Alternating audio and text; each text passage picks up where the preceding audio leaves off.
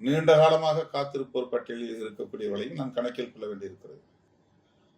கருத்தாகவும் இருக்கிறது. ஒவ்வொரு தேர்தலிலும் அதை நாம் எதிர்கொள்கிறோம்.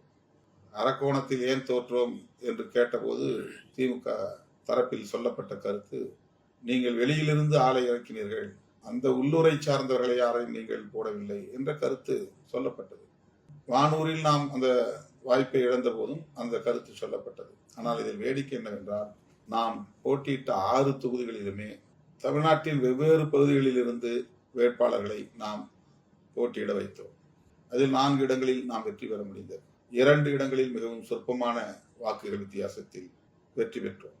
ஆகவே வேட்பாளர்களை தேர்வு செய்கிற போது கட்சி தலைமைக்கு நெருக்கடி இல்லாத வகையில், அழுத்தம் இல்லாத வகையில் சுதந்திரமாக முடிவெடுக்கக்கூடிய வாய்ப்பை இயக்கத்தோழர்கள் வழங்க வேண்டும்.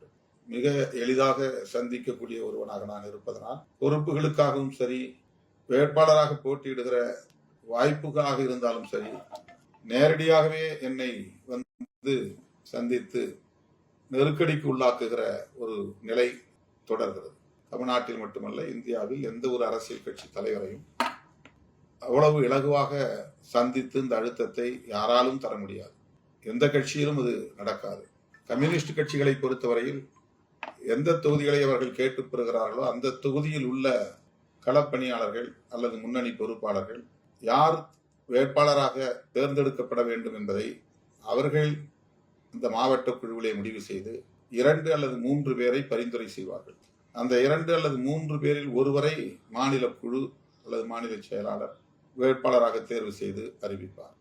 மாவட்ட குழு அந்த மாவட்டத்தை சார்ந்த அல்லது தொகுதியை சார்ந்த கட்சி முன்னணி பொறுப்பாளர்கள் அதற்கான செலவை எதிர்கொள்ள மக்களிடமிருந்து நிதியை திரட்டி தேர்தலை எதிர்கொள்வார்கள். இது அவர்கள் பின்பற்றுகிற நடைமுறை.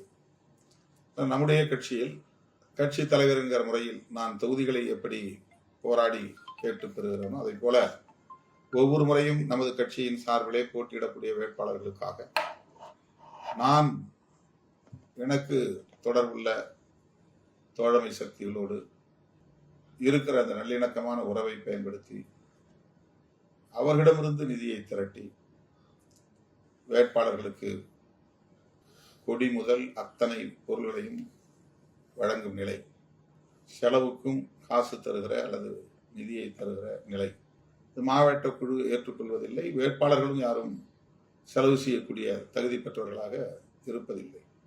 ஆக அது இன்னொரு கூடுதலான சுமை. போராடி தொகுதிகளை பெற்றாக வேண்டும், போராடி நிதியை திரட்ட வேண்டும்.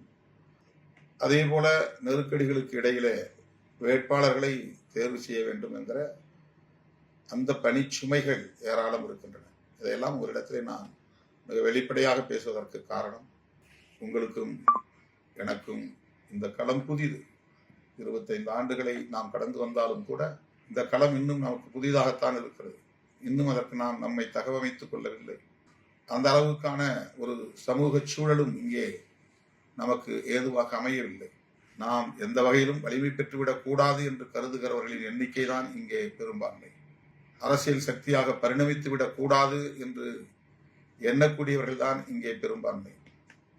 இவர்கள் வளர வேண்டும் என்று வாழ்த்துவதற்கோ ஊக்கப்படுத்துவதற்கோ பெரிதாக யாரும் இல்லை என்பதுதான் யதார்த்தமான உண்மை.